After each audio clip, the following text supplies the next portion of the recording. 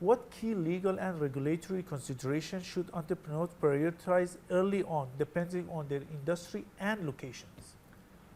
There are 5 types of stakeholders, a minimum of 5 types of stakeholders in every business. One is your employees, one is your stakeholders, that is investors, one is your vendors, and one is your customers. Now these are 4, but the most important stakeholder in every business, in every country and every city is the government. And you begin with the government. Before you could generate the first rupee or revenue or the first dollar in business, you need to ensure that you have the right approvals, the right licenses and the right permissions to start the business that you want to start. In law, there is a very interesting saying which says that a mistake by mistake is also not a mistake. It will be attracting some punishment. So you need to be extremely careful.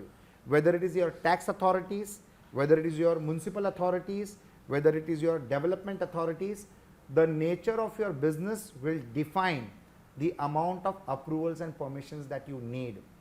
I am in the food processing business, there are so many agencies involved. I am into the real estate industry, so I have to take approvals from the government authorities, the MHARERA, which is the regulatory body. I have to take permissions from the municipal corporation. If I am in the MMRDA region, I have to take approvals from the MMRDA region.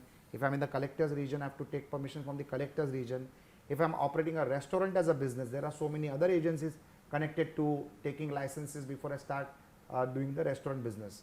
Now, if you commit a flaw in that, your penalties and your punishment can be so severe that you might lose your entire business model by itself.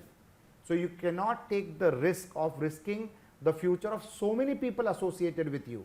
As a leader of the business, as an entrepreneur, you need to be absolutely mindful that all the compliances and all the regulations of all the regulatory authorities are in place. As an entrepreneur, you might not have the knowledge to have all the compliances in place, how to get them. You might not have that expertise, but for everything, you have got professionals. You have got company secretaries, you have got lawyers, you have got chartered accountants, you have got licensing agencies. Everybody is available. You need to choose the best people and ensure that you are protected from all sides of your business, from the regulatory point of view, from the government point of view. So the government is the most important stakeholder of your business. So interesting. I remember because one thing here about Sante. Sante has many other branches outside India as well. And when you want to do such a business, for example, restaurant business, outside the country, you have to consider the culture, the government, and the people taste are totally different. How you do that? Okay, so we map the culture of that particular country. Like we want to open up a Sante in Dubai. Now Dubai has got their own sets of rules and regulations in terms of health, hygiene, permissions, approvals, fire compliances. Fire plays a very critical role in a restaurant. So you really need to have the right installations done and clarified or cleared by the fire department of that particular city or that particular country. So today Sante is in 5 cities of India, but we want to, we have got 8 Santes in 5 cities of India, but now we want to venture into multiple other countries. In Dubai, the regulatory authority has got different set of restrictions. In the United States, like we want to also operate in United States. In United States, there are different set of regulations which are of importance. In every city, in every country, the compliances change in the difference of the weightage that different people have. Like for example, employment in Dubai, the employment rules in Dubai are much different than the employment rules in Europe, in UK or in United States of America. So you really need to study them well, because that one wrong information or lack of information might create such a setback that you might have to wind up that activity and come back to your home country, or wind up that activity and look out at some other activity to be done, incurring tremendous amount of loss of time, efforts and money. So regulations are very important to be understood. The do's and the don'ts need to be absolutely clear.